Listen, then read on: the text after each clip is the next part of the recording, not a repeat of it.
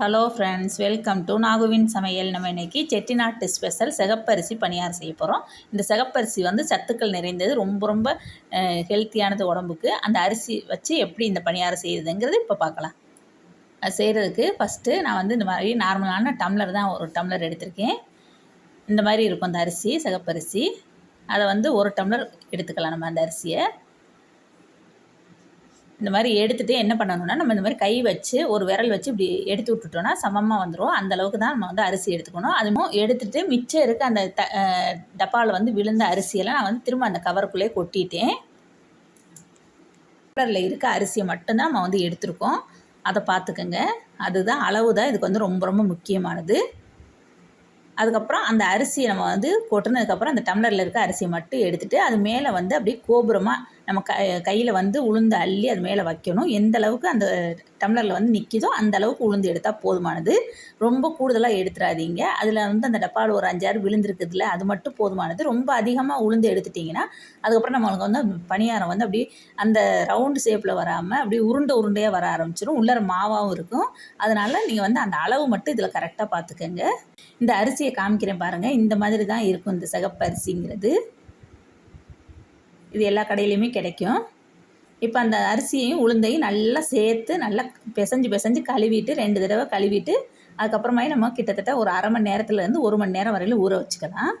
இப்போ அச்சு வெல்லம் தான் நான் வந்து இன்றைக்கி யூஸ் பண்ண போகிறேன். இந்த மாதிரி அச்சு வந்து 3 அச்சு எடுத்து இந்த மாதிரி நச்சு எடுத்து வச்சுருக்கேன். ஆனால் இந்த நம்ம எடுத்த 1 டம்ளர் அரிசிக்கு 2 அச்சு வெல்லமே போதுமானது. நான் வந்து எக்ஸ்ட்ரா ஒரு அச்சு எடுத்திருக்கேன். எதுக்கானாக்கா பத்தலைனாலும் நம்மளுக்கு வந்து யூஸ் பண்ணிக்கலாம். அப்படி மிச்சம் இருந்ததுனா கூட நம்ம வந்து ஃப்ரிட்ஜில் வச்சுட்டோம்னாக்கா அந்த பாகு வந்து நம்ம வேறு எதுக்காவது யூஸ் பண்ணிக்கலாம். அதுக்காக தான் நான் வந்து 3 அச்சு வெல்லம் எடுத்திருக்கேன். வெல்லத்தை வந்து நம்ம அப்படியே போட்டு மாவில் போட்டு அரைச்சி இது பண்ணுறத விட இந்த மாதிரி பாகா காய்ச்சி ஊற்றிக்கிட்டோம்னாக்கா நம்மளுக்கு மிக்சியாக இருந்தாலும் கிரைண்டராக இருந்தாலும் வேகமாக அரைப்படும். அதுக்காக தான் நான் அந்த மாதிரி செய்கிறேன். 2 டேபிள் ஸ்பூன், அதாவது 1/4 டம்ளர் அளவுக்கு நான் வந்து தண்ணி சேர்த்துக்கிறேன்.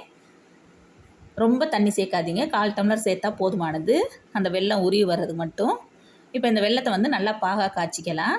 நல்லா உருகி வந்தால் போதுமானது. ரொம்ப கம்பி பதமெல்லாம் இதுக்கு தேவையில்லை. இப்போ பாருங்கள், நல்லா உருகி வந்துருச்சு. இப்போ அடுப்பு அமர்த்திடலாம்.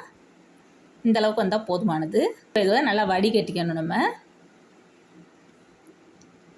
வடிகட்டிட்டு இந்த பாகை வந்து உடனே நம்ம சேர்த்துடக்கூடாது. நல்லா ஆற வச்சுக்கணும். ஆற வச்சுட்டு தான் சேர்க்கணும் நம்ம மாவாட்டையில்.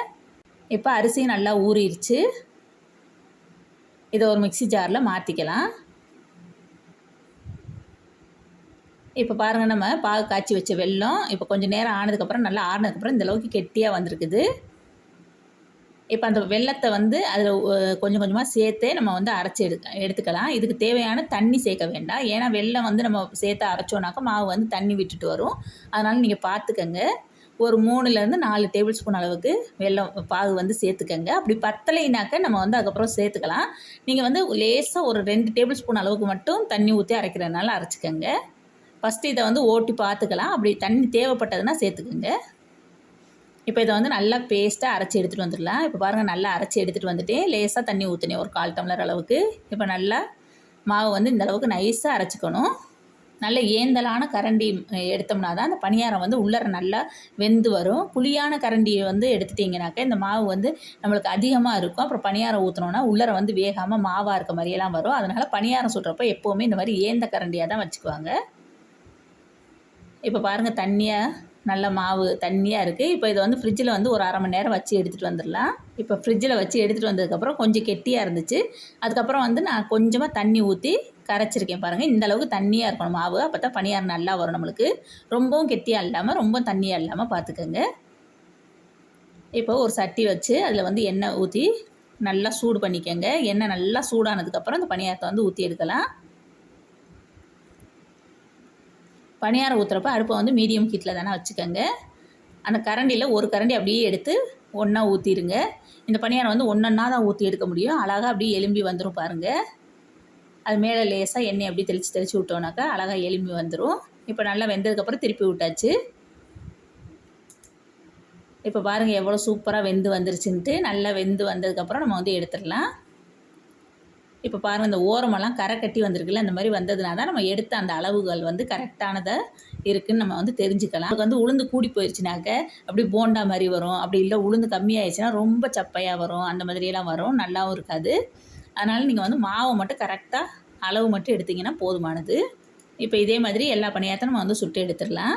இப்போ வடிதட்டு தான் நான் எடுத்துருக்கேன், அதில் தான் வைக்கிறேன். நீங்கள் இதுக்கு பதிலாக டிஷ்யூ பேப்பர் வேணாலும் யூஸ் பண்ணுறதுனா பண்ணிக்கலாம். இப்போ பாருங்கள், எல்லா பணியாரமும் சுட்டு எடுத்தாச்சு. சூப்பராக வந்திருக்குது இந்த பணியாரம். இந்த 1 டம்ளர் அரிசிக்கு எனக்கு எத்தனை பணியாரம் வந்துச்சுன்னு பார்த்தீங்கன்னாக்கா 22 பணியாரம் கரெக்டாக வந்துச்சு. பிச்சு காமிக்கிற பாருங்கள் எப்படி இருக்குன்னு பார்க்கலாம். நல்லா உள்ளரே நல்லா வெந்திருக்குது பாருங்கள். இந்த மாதிரி வந்தால் தான் சூப்பராக இருக்கும் பணியாரம். உள்ளர மாவே இல்லை பாருங்கள். அதே மாதிரி மாவாக இருந்துச்சுனாக்கா நீங்கள் என்ன பண்ணணுன்னா லேசாக தண்ணியை ஊற்றி கலக்கிக்கங்க. ரொம்ப மாவு வந்து கெட்டியாக இருந்தாலும் நடுவில் வேகாமல் மாவு இருக்கும். அதனால் லேசாக தண்ணி ஊற்றி கலக்கிட்டு ஊற்றுனீங்கனாக்கா நம்மளுக்கு வந்து நல்லா வெந்து வந்துடும். இந்த சிகப்பரிசி பணியாரம் வந்து ரொம்ப ரொம்ப சூப்பரான டேஸ்ட்டாக இருக்கும். இந்த பணியாரம் வந்து எல்லாருக்கும் பிடிச்சிருக்கும்னு நினைக்கிறேன். இந்த வீடியோ பிடிச்சிச்சின்னா லைக் பண்ணுங்கள், ஷேர் பண்ணுங்கள். இதுவரை எங்கள் சேனலை சப்ஸ்கிரைப் பண்ணாதவங்களாக இருந்தால் ப்ளீஸ் சப்ஸ்கிரைப் பண்ணுங்கள். கூடவே இருக்கிற பெல் ஐக்கனை கிளிக் பண்ணுங்கள். தேங்க்யூ.